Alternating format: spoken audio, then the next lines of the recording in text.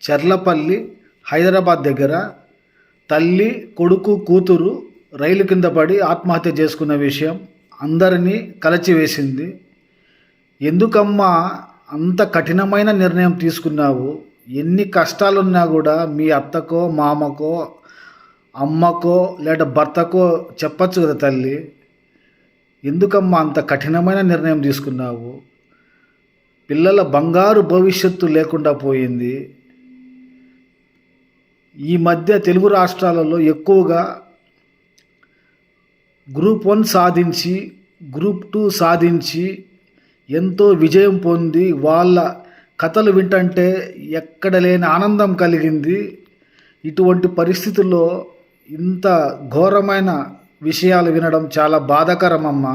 ఎందుకమ్మా అంత కఠినమైన నిర్ణయం తీసుకున్నావు? అనవసరంగా భర్త జీవితం కూడా నాశనం అయిపోయిందమ్మా.